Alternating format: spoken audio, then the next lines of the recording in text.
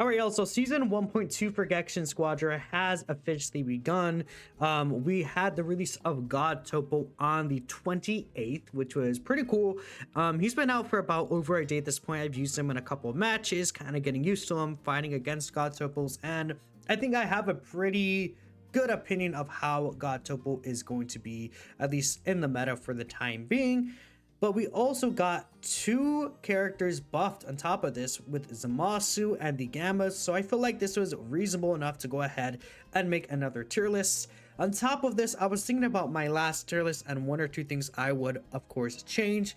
And I think I did make one pretty big change to this tier list, which is adding another tier. So again, we'll start things off by my last tier list. I feel like really looking at how things were, Gray and Roll felt to me bloated in a sense, and I felt like, you know, maybe one or two characters couldn't move down and I could just make things a little more concise.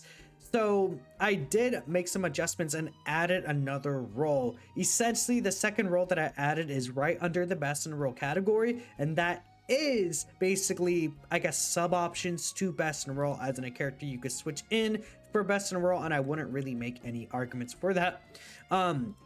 So we'll kind of be comparing the two tier lists side by side, but here is the tier list right here. Again, I did make some changes, of course, already to it, but we'll be talking about the changes that I made specifically right now. And, you know, once we get to the different characters, we will talk about them, of course, but I think, you know what, to start things off, let's actually just rank God Toppo and talk about God Toppo, because he is the new character and he's the main basis here. So God Toppo is a character that's built around his Mark of Destruction. He does want to apply the Mark of Destruction through his skills, and he'll do extra DOT damage over time. Well, DOT is damage over time, of course, but you guys get the point, where with that DOT damage, he could melt down different enemies, but he's very, I think, much based around his normal attacks right here, right? Because God Toppo also does get his cooldown shortened when he's rush attacking an enemy hero who has the Mark of Destruction on them. As we see right here, the Mark of Destruction stacks, that the more there are, the more that the cooldowns are shortened for his skills, which is really, really nice. I think that's a pretty good early game. Toppo, again, I'm sure you've seen many people already probably talk about this, but Toppo is similar in design to Deborah, where he wants to really make strong pushes. He has a decent amount of HP like Deborah, who I think Deborah still might have the highest base HP in the game, but Toppo is actually really up there. He's actually quite decently tanky for a DPS character, and I think he could do a lot of really good things. I think if you know what you're doing with Toppo and you could rush in, he could actually look pretty good. I think especially early mid game is where this guy is able to truly shine. Now, I would say late game is kind of where he falls off, because late game, the biggest issue with this guy is that he wants to like kind of like not necessarily prolong fights, but the longer fight goes on, the more God of Destruction kind of, or Mark of Destruction stacks he's able to apply with his different skills. He's able to get his cooldowns back and kind of over time melt down the enemy. But I think the issue is that there's way too many characters that just have burst damage. You know, that even hurts his skill 3. His skill 3, I think, was made in mind with people melting him down, where he will do damage based off how much kind of hits he receives or how much damage he takes. Like, for example, I had a cooler ult me in one game. I did use my skill 3 here, and then it shot back an orb and I one shot that cooler, right? Basically. And another game today where I was fighting Toppo, he used his skill 3 against my ghosts, and I was playing go tanks, and he kind of one shot me through it, right? So I think this could be good. This also does give energy defense up. I feel like this is made in mind with like Super Saiyan 3 Goku IT's Kamehameha. But again, like late game, IT Super Saiyan 3 Goku is able to kind of sit back, and unless Super Saiyan 3 Goku specifically just IT's Toppo, which is, in my opinion, probably just a misplay with Super Saiyan 3, unless Toppo's very, very low, it's not really gonna hurt you too much. And realistically, Super Saiyan 3 Goku should only IT a character if they're very much in range to kill and just get that confirm right there. Otherwise, like, let's say Super Saiyan 3 Goku ITs onto Toppo and he's like even above half health, he could use the skill 3 and kind of go back and kill Goku, who's like right next to him. But there's only a certain range that you have to be in order to get hit by this. If you're out of that range, then you're not even going to get hit by the sphere at all. So I think, you know, maybe this skill 3 could be adjusted a little bit. Skill 1 is not really the greatest ever. It just applies a stack. It's literally just like, oh, here's a free stack for the Mark of Destruction, but it's a little slow. In terms of like, I'm not really, I guess I shouldn't say slow, but this is the range. Like, you would think I would be able to catch enemies a little more, but it doesn't. You have to kind of just be in the enemy's face already. The Demolition Tornado, in my opinion, is probably, like, it's between skill 2 and skill 3 that are his best moves, but this is really good for farming. I choose this when I honestly have, unless I know I'm gonna land against Super Saiyan 3, which, you know, situational, but I like using this move. It's pretty good at farming, mid-farm. I used this guy with Zamasu, right? It was pretty fun. Another issue is his ultimate. I feel like late game, it doesn't really do as much damage as you would think, honestly, and it's actually a bit easy to avoid. It's a little slow, and again, it finishes off with an explosion, but you're able to kind of get away from that explosion if you know what you're doing, so you basically take no damage. So when we're talking about God Toppo, I would say he's better than Blur. I would not put him in decent or roll category, but I think I'm gonna go ahead and put him good and roll. Again, the tiers are not ordered within there. I'm just gonna throw him in this good and roll category just because I think he could do things a little better. I think maybe skill 3 could make him a little tankier, because late game he could just get burst killed through this, or he could also be staggered out of this if I'm not mistaken. So there's just some weaknesses to this skill 3 that I feel like the skill 3 is supposed to be a counter, but you can kind of just like out damage it, right? It's very similar to which character am I thinking of at the top of my head that has an ability like that? Dang, I'm not thinking of the character that has like that kind of ability. Or Cell. It's like Cell's skill 3, where he kind of just stands there and then he takes damage and heals.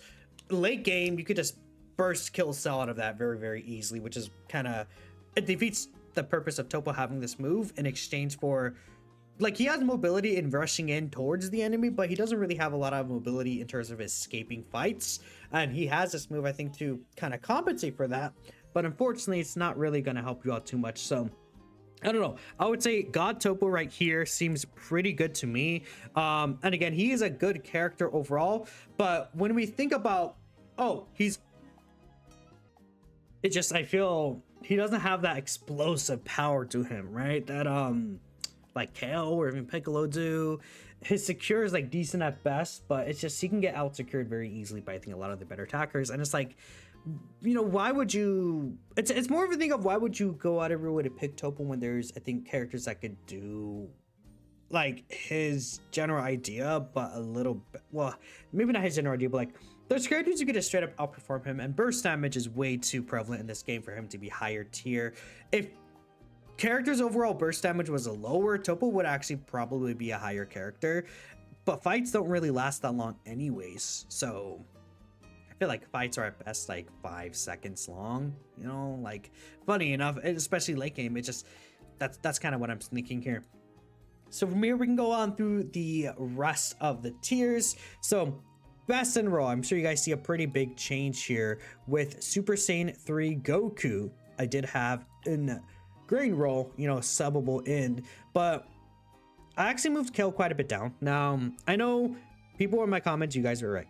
It's, you know, sometimes you're just wrong. You're not always going to be right when you make tier lists, and that's okay. I think it happens. I'm wrong. It is what it is. Super Saiyan 3 Goku, I think, again, I said you could very easily sub him in there. The reason why I had Kill at the level that I did is because of the fact that I was thinking about secures that she's able to do for bosses. I was thinking of Cell Junior games, I think especially were just super, like Cell Junior games, it's just when that happens, you have to pick Kale. Even now, I would say, like Cell Junior games, it just, you pick Kale. Like one of your attackers have to pick Kale over Goku. But it's not really a consistent thing, and I think Kale, especially, you know, as Super Saiyan 3 kind of is continuing to go on, right? You know, he just exists there.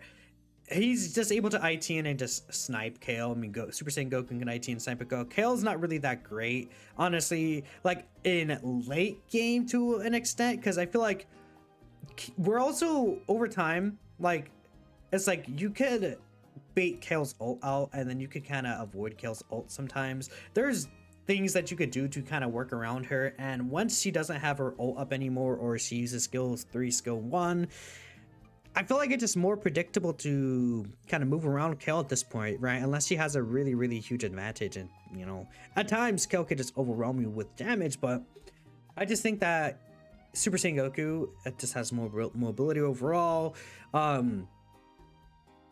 Early game, I feel like Super Saiyan Goku is better as well.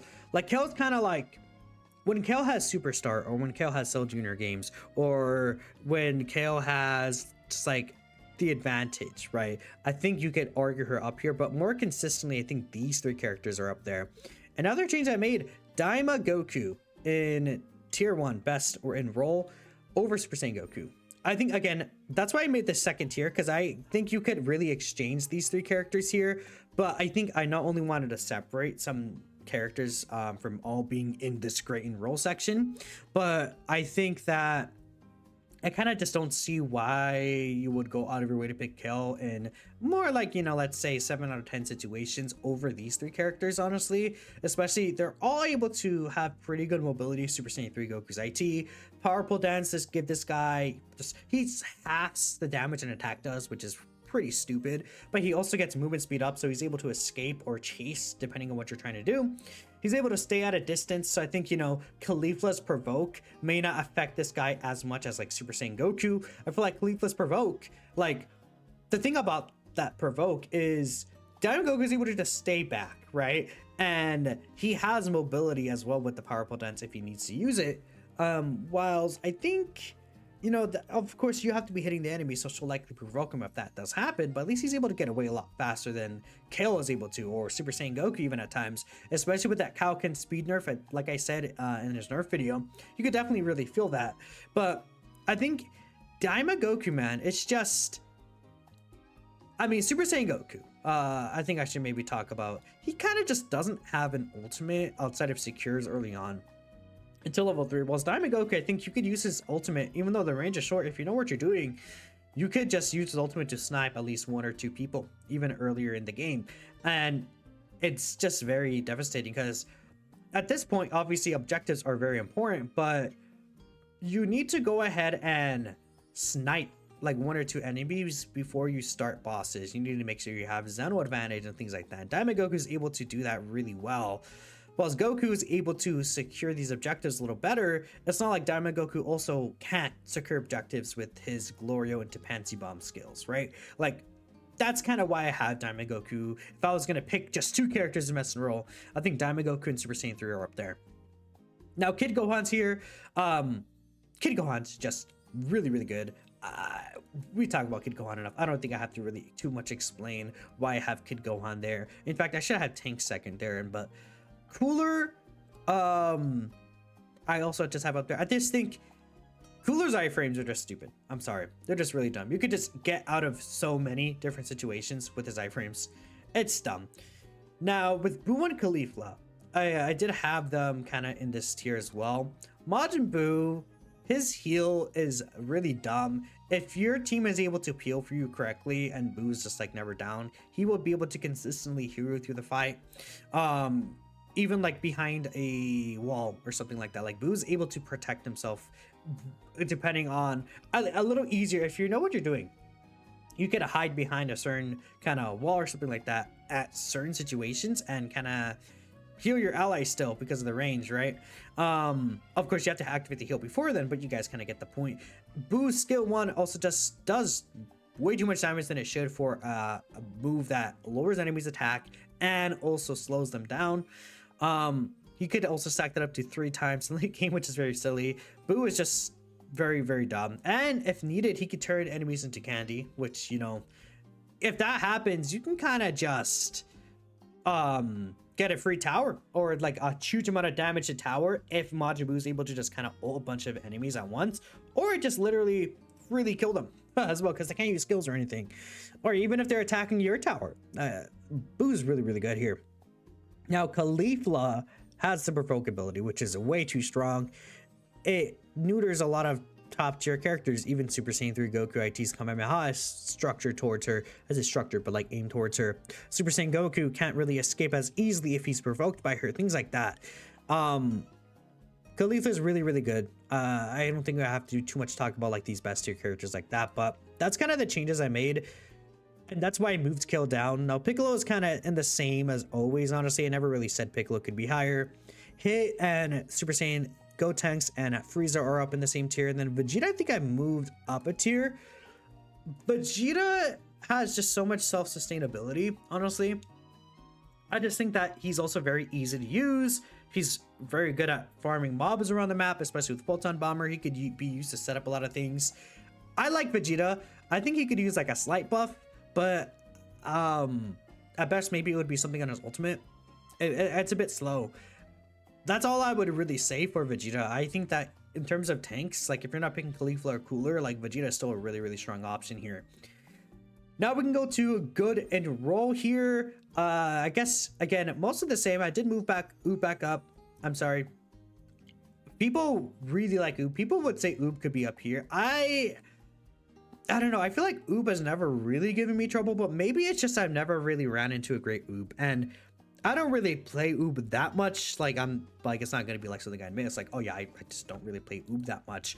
But I think the thing about Oob is he's not really good at getting boss secures at times. Like he could rely on his ultimate for that, but I really like his ultimate in team fights. Like it could do, his ultimate could do so much damage if, you know, you're able to use it correctly, and it turns enemies into candy, which means that even if they don't get killed, they get turned into candy, and you could potentially still follow up after that and get the final blow. So I do like Oob quite a bit. Maybe I just like feel like Oob doesn't have that burst that KO and Piccolo do, and I think that burst is just really important. And you know, especially since God Toppo does exist, that matters too, I think, because God Toppo is able to kind of like counter the, like Oob is based off his doing all these rush stacks and all these like hits. God Toppo can be a counter to Oob as well, but you might not see God Toppo picked as much as like Super Saiyan Goku or something like that, right? So situational, but God Toppo is new right now, so that I think does matter.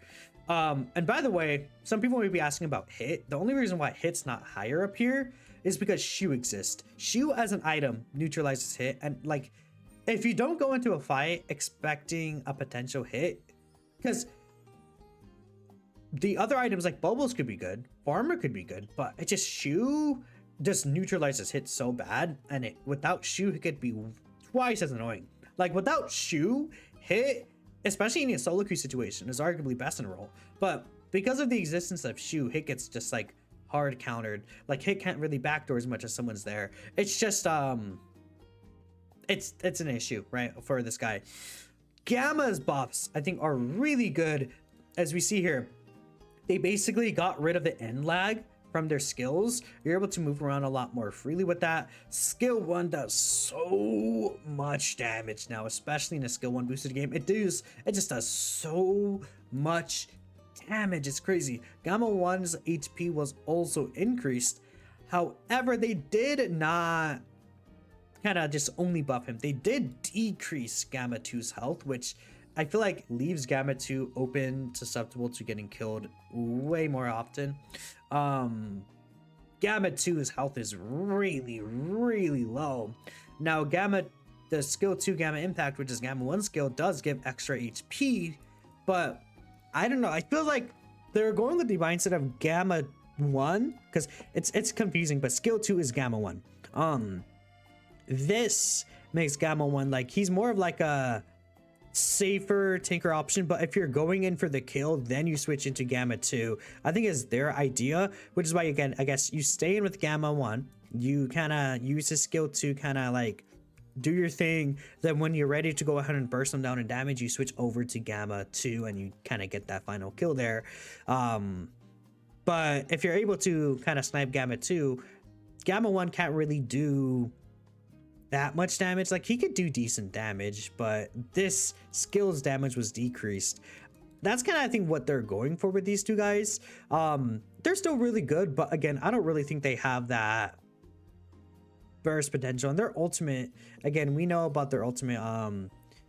It's like a decent, it has the stun here, it gives them the HP, but you don't have core breaker available until level 3, which is very late game. And this, whilst it could be good, you do lose Gamma 2, right? So it's like the fact that you didn't really have the burst ultimate like a lot of other characters do, I think, until late game. That's the issue, honestly, the biggest thing about that. Now, Uub and Trunks, I think, are very self-explanatory. Again, they're very, I think Trunks especially is a very high risk, high reward character. I moved Krillin and 17 down just because I feel like you will see more success from the other technicals than these two, though they are still good, of course. That's why they're still in good and roll.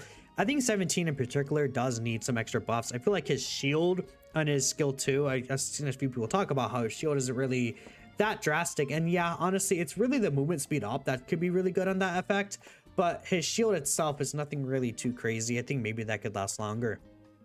Now, Zamasu did get buffs as well.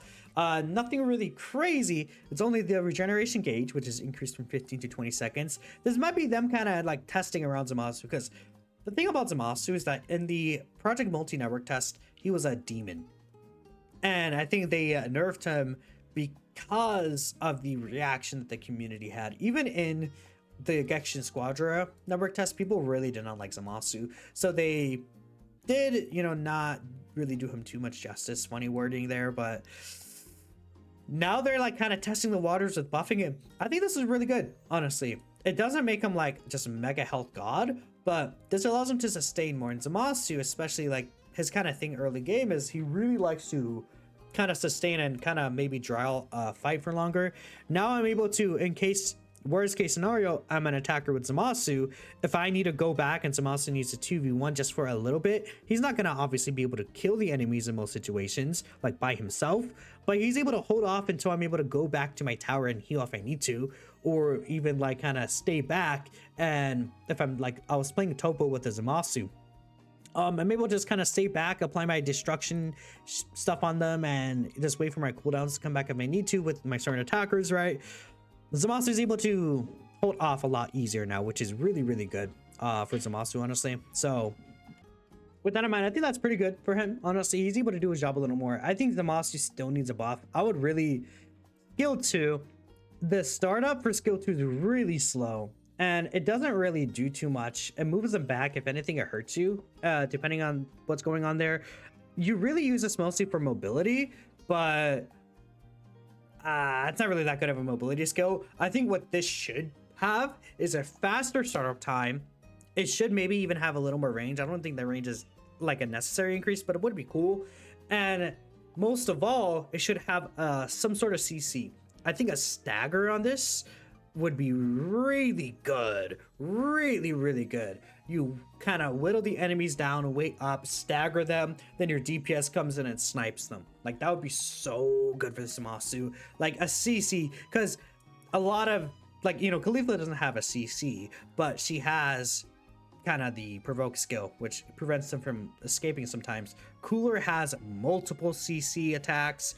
Vegeta has a forcibly move attack, which is not really CC to an extent, like stagger. I think stagger could be, but still pretty good. Zamasu doesn't really have that, unfortunately. He has the movement speed down, but it's not like the craziest thing to just do, like apply one movement speed down. It could be useful, right? But I think this move is practically unusable right now. It's very bad, and that's what's holding Zamasu back. I think if Zamasu does get that buff, he could very easily be great in roll, but for now he is only good in roll. I don't think I have to talk about these bottom three. It's the same thing. Actually, I moved Baby down. I just basically switched Baby and Sal. I don't know. Baby's really only good situation is against Toppo right now. Other than that, I don't know. Early game, he's a little weak, and you're able to kind of melt down the enemy, honestly, through Baby's healing at times. Because, again, the only thing Baby could prevent is, like, Toppo's DOT kind of killing the enemy hero that Baby would possess, things like that. Yeah, I don't know. Cell's very weak early game. It's very weak early game, and he could be decent late game, but early game is super, super important, like I said. Deborah is just kind of worse Toppo, really it. Bojack sucks. So that's my tier list for the end of season 1.